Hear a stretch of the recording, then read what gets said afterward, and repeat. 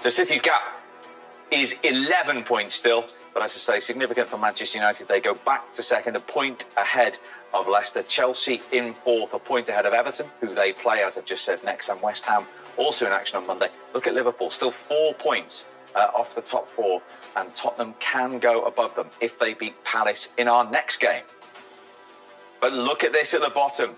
Fulham up to 26 points with their 5th win of the season. Level now with Graham Potter's Brighton, but they have played a game more. And also just a point behind Newcastle after their draw at West Brom.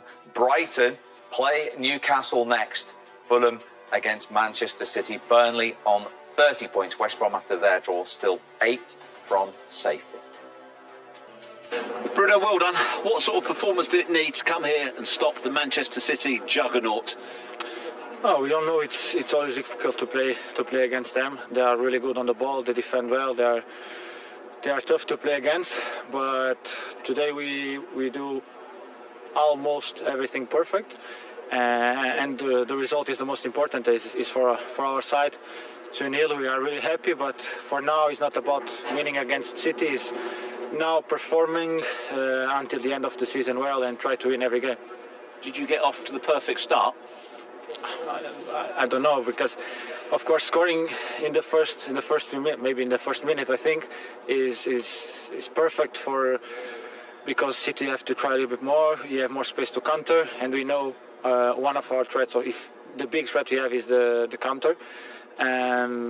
But against Tottenham we start with a penalty in the first minute and we lost the game. So it's not always perfect, but we remain focused until the end of the game. We scored the second, and this is what it is. We defend well. When we defend well and we know we have the chances to score, we have players who can score. Today was Luke. I think is maybe the first or second goal in the league for him. But anyway, we know everyone can score and can do something for us. So if we are focused in every game like we did today, for sure I think we will win every game until the end of the season. Tell us about the part of your celebration, hands over the ears. No, it's for my kids. I think most part of the people already know. My kids are the best of my life, of course, and every time I score is for both of them. And of course also for my wife for supporting in this difficult period, because I know everyone thinks for players it's a bit more easy to be training, play, but sometimes it's tough. And for the support they give me in all this difficult period is for them. Was that result also good to put an end to all the talk about United's performances against the Big Six? No, for us, no. Maybe for the people now, they will say United is finally performing against the Big Six because we won. But maybe we perform better against other big teams or other teams, and we don't win the games. Today we scored the goals. We don't concede. And this is what football is about. Maybe against Liverpool we have chances to score and we don't score. One from me, one from Paul, great saves from Alisson, and we don't score. 0-0.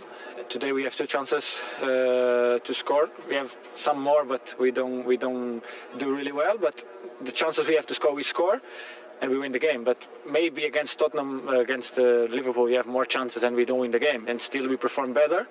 But anyway, for us, it's performing against everyone. As I said before the game in an interview, the league is not a sprint, because if it was the sprint, we lose straight away in the beginning of the season, because we lost 2 games.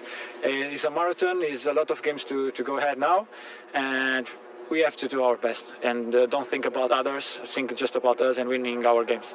Thanks, Bruno. Well done tonight. Thank you very much. Thank you. Great start, yeah. Same first 20 minutes, they were brilliant. They almost overpowered them physically, really, but mistake from Jesus there, and he tries to redeem himself by trying to win the ball back.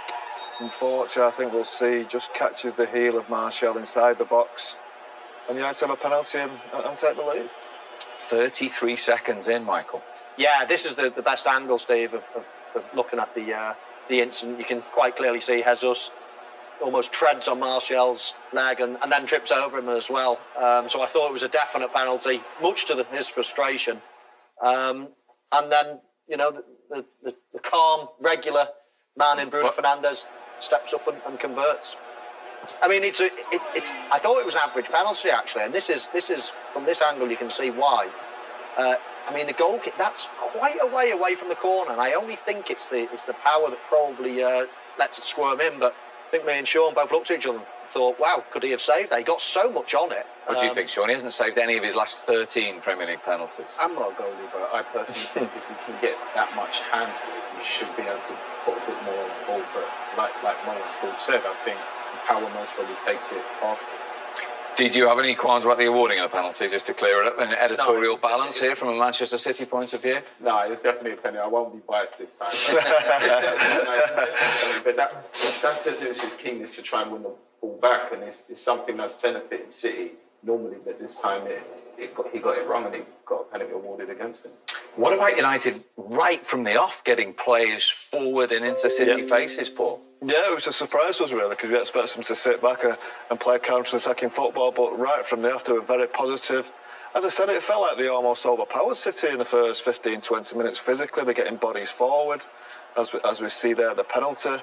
I think Fred was really good at getting the ball back as well. Luke Shaw was bombing on. This is another chance for Luke Shaw. I think what Cancelo's doing, I'm not quite sure, really, taking a big risk in there.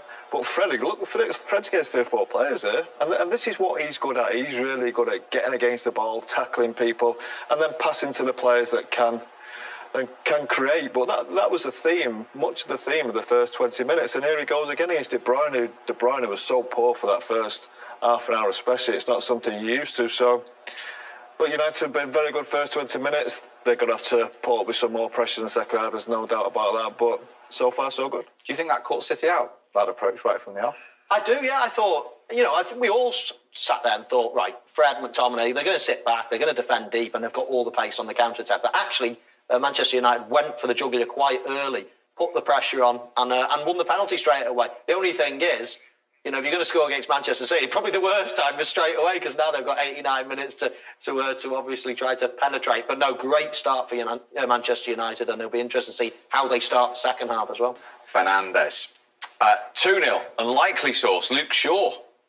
It was a very unlikely source, and a very good goal as well. Caught Manchester City on the counter-attack. We'll look at it in a bit more depth in a second, but good penetrating run from Shaw. Lets go of the ball at the right time to Rashford. He then gives it him back, and it's clean, his strike, but clean enough to find the corner. Very, very good goal. Manchester United have been good on the counter-attack at the Etihad in recent seasons. And how important is it that other players weigh in with goals in other areas of the pitch? Yeah, we have to. We said that, especially in the big games. Everyone seems to be thinking about Fernandes, especially Rashford and Martial, I suppose, as well. But it's nice that other players chip in.